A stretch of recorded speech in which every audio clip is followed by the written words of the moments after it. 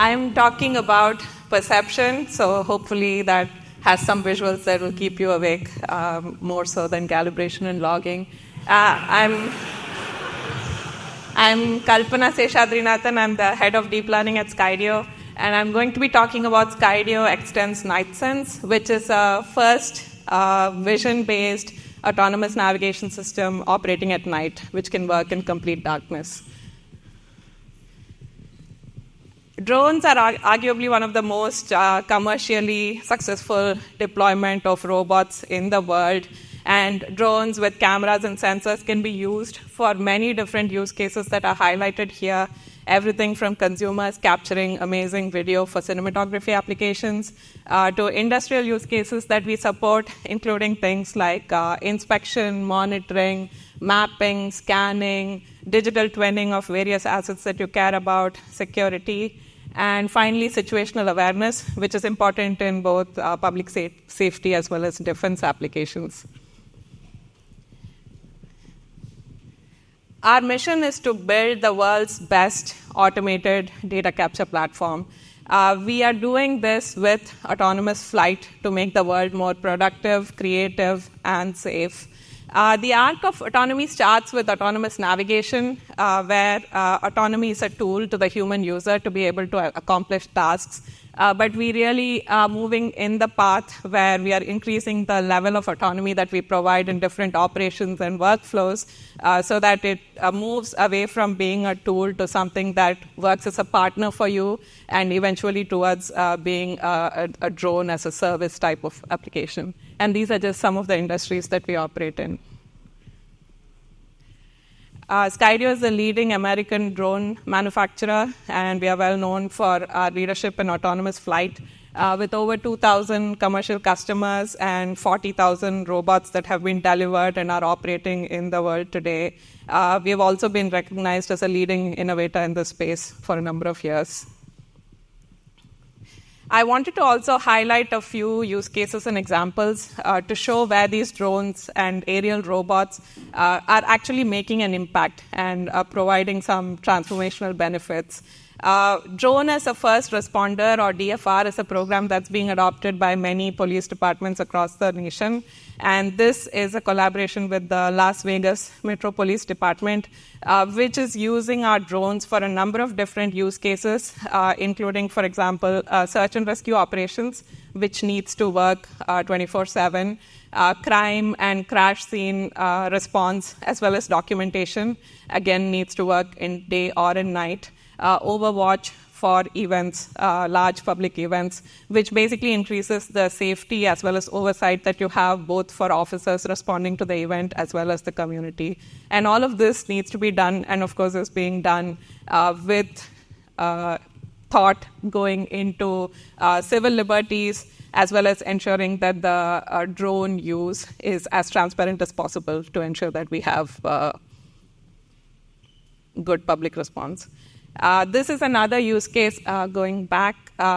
So here is a case where we can use autonomy as a tool, where our current drones, for example, can detect and track different instances of people and vehicles, both in the visible camera as well as thermal cameras that we have in the system. This is a use case with New York Police Department, where in addition to using our drones for 911 response, increasing the response times for 911 calls, as well as reaching people in emergency situations faster than an officer can, depending on where they are in certain difficult-to-reach areas. New York Police Department has also used our drones to inspect critical infrastructure like bridges after an earthquake to look for cracks and other anomalies that can cause issues in the future. And this is, again, another use case where today some of this monitoring may be done manually with users looking at camera feeds, but it's a huge space where autonomy can provide benefit with AI models automatically detecting some of these anomalies. And the last use case that I want to talk about before I get into the content of the talk is energy utility. Drones are an absolute game changer in inspecting assets in energy utility, including transmission towers, distribution poles, substation equipment, and so on. Hugely improves the safety in many of these use cases, which prevents people from needing to climb towers or put themselves into hazardous situations which might involve live wires or fires, and instead using an aerial robot to do this. It also can really provide benefits in terms of the amount of costs that you incur doing these types of inspections. And the future is, again, definitely autonomous, where we can have remote and fully autonomous inspection of many of these different structures of interest on a periodic basis without any human involvement. So before I get started on the talk, I wanted to start by just saying that there is a huge team behind this effort, and many of the slides that I'm presenting today, some of whom are in the audience today as well. I'm part of the Skydio autonomy team, where the mission is to let you fly further, safer, and better. Until we launched X10 NightSense, this statement only applied for daytime. With X10 NightSense, we can do this at night as well. We have a robotics team of about 60 people with specializations in deep learning, computer vision, planning, perception, and controls, and you can learn more about us on our website as well. The Skydio X10 is our current generation drone, and this is the hardware foundation on which we build industry-leading autonomy applications. It is an open modular platform. The drone itself is equipped with 6 navigation cameras, 3 on the top and 3 on the bottom, which I'll talk about a little bit later, which provides full 360 autonomous obstacle avoidance. I'm particularly going to talk about the NightSense attachment in this talk in the next few slides. In terms of the compute capabilities, we have an onboard NVIDIA Jetson Orin GPU, as well as a Qualcomm Snapdragon chipset. And with both of these, we have the compute capability to allow our drones to see, understand, react, and interact with different things in the world in meaningful ways to accomplish useful tasks. So NightSense is capable of vision-based autonomy in the dark, and you can see a visualization here of a drone flying into a tunnel. This is a subway tunnel, and switching to using NightSense to actually be able to see. We have 2 different variants or SKUs of NightSense, one which operates in the visible spectrum and another one that operates in the infrared spectrum. And this is done by combining visible or infrared illuminators with visible or infrared sensors. And here you can see that the drone is basically just navigating by itself in this tunnel. So this is showing the attachments, and the bright light shining in the sky is the drone. We have dual NightSense attachments that attach to the top and bottom payloads on the drone, and we have different LEDs for the infrared as well as the visible attachment, and this provides 360 lighting to the drone. The reason we have these 2 different attachment types is because they serve different use cases. In the case of search and rescue type of operations where you're looking for a person, the visible attachment makes sense to use because it sort of serves as a beacon that also gives safety and allows responders who are responding to the incident to actually locate the subject that, for example, may be found. The infrared LED is more for tactical operations and stealth, where you're trying to gather intelligence without being detected. The lenses, the cameras also need to be adjusted for these illuminations that we are providing. The previous generation drone had navigation cameras which were tuned for just the visible spectrum. With NightSense, we had to retune the lenses for both visible as well as infrared performance. The cameras are all over 200-degree field of view fisheye lenses, and you'll see a lot of images from them in the next few slides. They were optimized for better sharpness, better dynamic range, which is important in nighttime situations. And we also had to custom design the lenses for IR so that we can tune bandpass filters that allow the spectrum corresponding to the illumination that we are providing at night to pass through and get captured by the camera, while not being wide enough that we degrade daytime performance because there is a lot of infrared which comes from the sun. What are the challenges for nighttime obstacle avoidance and autonomous navigation? Before we talk about nighttime, I just wanted to quickly talk about what are the challenges for vision-based navigation in general, including in daytime. Some of the usual suspects include things like sun glare, which was mentioned in the previous talk. Very thin branches can be problematic for navigation because we need to be able to detect these thin obstacles and ensure that we don't hit them. Similar things with cables and transmission lines that you see in the bottom row. Reflective surfaces like water are problematic for vision-based navigation. So here I'm just talking about pure camera-based navigation, and there are no depth sensors involved. You could have smudges in the lens, and any weather-related artifacts like fog, snow, rain, all of these are problematic situations for vision-based navigation. And finally, textureless environments. It could be desert, it could be flying over large bodies of water. In indoor situations, it could be textureless walls, all of which are challenging situations for any vision-based navigation system. And these are all tackled by our daytime obstacle avoidance system. So I really want to talk about what we had to improve for our nighttime obstacle avoidance system. So here you see some of the challenges that we have. The first thing is high dynamic range. When you're operating at night, invariably there are lights and light sources that are present in the scene, which create high dynamic range environments, which can go all the way from the bright light source to the dark shadows that you need to see clearly in to avoid obstacles. We also are dealing with very noisy situations and poor signal-to-noise ratio, which we need to deal with when we are doing obstacle avoidance. And one of the others have talked about using a unified model, and we do the same. So we want the same model to be able to function for both of these situations when you have the visible camera as well as the infrared camera. The infrared camera has different spectral characteristics which affect the images that are being produced. You can see that the trees, for example, look pink, and the models need to deal with these types of images.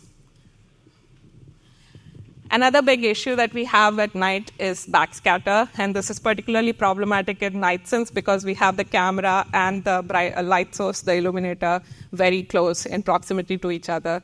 So backscatter happens when a bright light source or reflective particles, could be dust, mist, pollen, rain droplets, and so on, are near the camera. You usually see it, for example, in a projector in a movie theater where you can see those dust particles which you wouldn't see otherwise.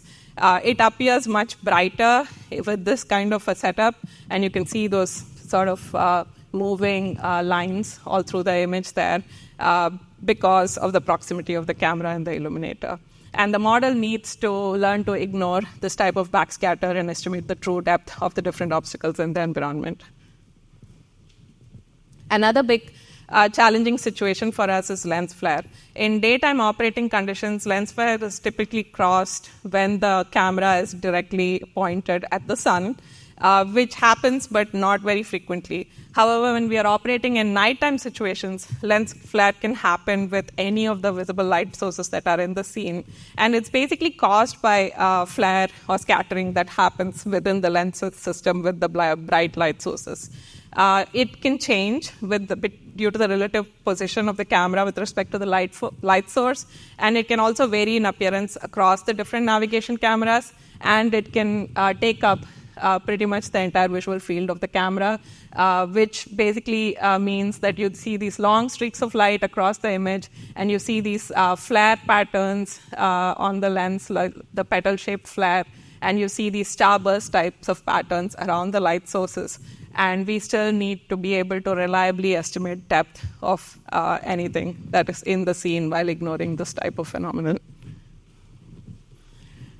And the other thing is reflections. Again, we have a very bright light source that is pretty close to the camera, and as the camera and the drone moves around, we can basically be imaging reflective surfaces and materials, and here you see a stop sign or a traffic sign, which ends up being overexposed, and this results in loss of texture, which is inherently problematic for stereo, and even more so in these types of situations. So anytime you have shiny lamp posts or metal posts or traffic signs or other reflective materials, these are challenging situations that we need to handle in the obstacle avoidance system. And the final constraint, real-time performance anywhere. We don't get to control the environments we are operating in. We have to work with what we have, and we do need to do this in real time because the drone can be moving at pretty high speeds. This is showing one of our the videos in a tunnel, and on the bottom right, you see the subject camera feed, and you can see that it's really dark. So we are really working in very dark operating conditions here. And with the infrared imaging, the drone is autonomously navigating through this pretty difficult, challenging scenario. I'm not going to go into too many details of the model here, but I'll just say that we have a state-of-the-art transformer-based architecture to predict depth. We use a mix of real and synthetic training data. With synthetic training data, other speakers before me have said that it's very easy to generate data with per pixel dense ground truth in large quantities over a large variety of scenes and so on. With real data, it's much harder to get the ground truth that we need, per pixel depth, dense depth. And so we use a variety of different techniques to deal with this. We also have a domain adaptation challenge when we move from synthetic data to the real world, and especially in an unconstrained environment.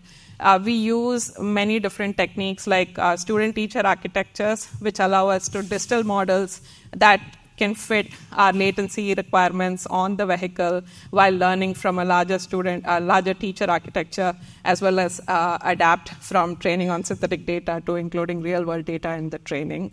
We also have extensive simulation, modeling, and augmentation to address all of those issues that I talked about just now, to ensure that the model receives the training data that is necessary to solve some of these challenging situations and scenarios.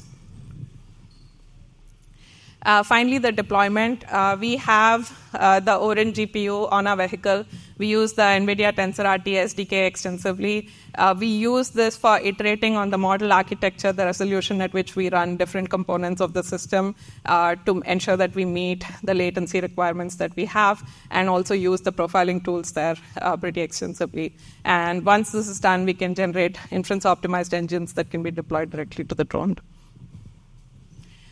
So what does this look like? I have a few videos here that just shows the performance of our models on some of these challenging situations. I tried to reuse the same videos that I showed you earlier here. On the left, you see one image from one of our navigation cameras. On the right, you see the depth map overlaid on top of the camera image. It's color-coded so that darker colors, cooler colors are in the back, and hotter colors are closer to you. And you can see that the model is pretty good at ignoring a lot of the backscatter and still predicting the sky as far away so that the drone has a good understanding of the world to be able to navigate autonomously. Here's another example of reflections that you can see here. You can see that sign that is completely overexposed right there on top. And you can see the sort of pink outline, which kind of tells you that the model is estimating the depth of that object pretty accurately, so that we are not going to collide into it. And here's one with lens flare. You can see a pretty significant lens flare from the different light sources that are visible in this scene. And you can see the long streaks of light that cover large portions of the image. We are able to estimate the depth of the pole and the light bulb itself, with maybe some extraneous region being detected as part of the light source, which is fine. We just don't want to be too close to the light source, while making sure that the depth of the rest of the areas is estimated correctly so that the drone can navigate autonomously. And thank you. This is just showing a point cloud visualization of our drone operating in the dark.